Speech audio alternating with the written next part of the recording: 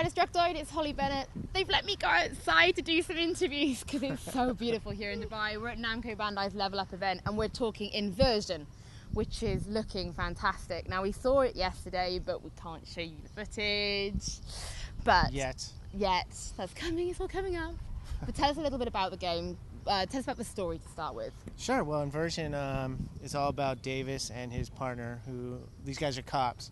And they're heading home to his apartment when the world gets invaded by this enemy force, and they're using gravity, and they're walking on these walls, and they're just overwhelming the defenses of the city. And so the player finds himself battling to get to his apartment, and when he gets there, he finds his wife dead and his daughter missing. And so the story is really about how these two guys work together to find Davis's daughter in a war-torn environment.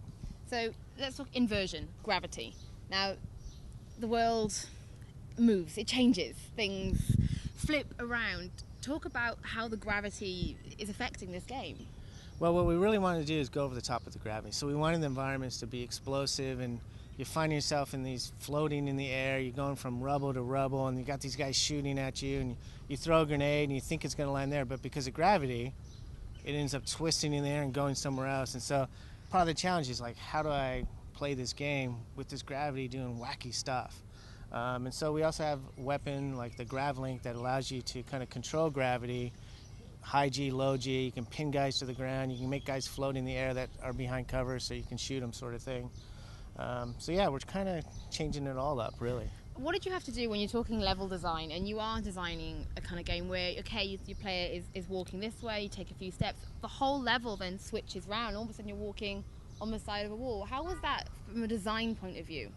I think early on it was very tough. I think most people are kind of caught on this one plane sort of thing, and like, yeah, we got gravity, we make them float in the air, and we're like, wow, we got to do something more with that, right?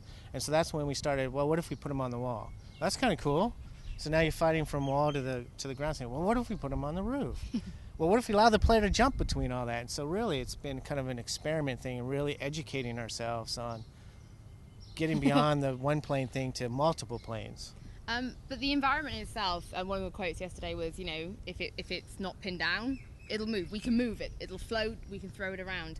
Let's talk a little bit about the environment. How do you, I mean, what is the point of having everything like that? Can you use it? Can you throw it at people? How do we? Exactly. I mean, that's the whole point of bringing the Havoc destruction system in there. Is if you can destroy it and it's movable, you can hit it with gravity, whether it's high or low, and then you can use it as a weapon. You can use it as cover. If you find a car, you can grab the car, put it in front of you, and now you can advance on the enemy, and it's blocking some of their fire, sort of thing. So yeah, we want the ability to allow you to play with gravity and kind of do whatever you want with it if you can think about it. So high G, low G. And this is one thing that we saw yesterday, was the ability to take the gravity that you're inflicting upon the enemies, but change it from high to low. And how would the player would use those? Well, it depends on the situation they're put in, but typically, if you got guys in cover, you can hit them with the low G, and that'll pop them up out of cover. Or if you have a turreted, fortified area, and you can't get past that killing zone, you can use the heavy G and pull a bunch of crates that are on cables down to land, and then you've got some cover, sort of thing. You can use the light G to grab terrain and make it portable cover, mobile cover, right? And so we're hoping that depending on the situation, the player will be able to switch between the two and kind of come up with their own strategy on how to overcome whatever that challenge is.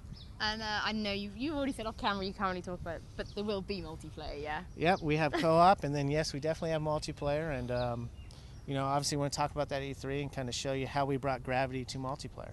Sounds fantastic. Thank you very much for talking to us. Sure, thank you. This has been Level Up. I'm with Destructoid, and keep watching because it's fantastic here.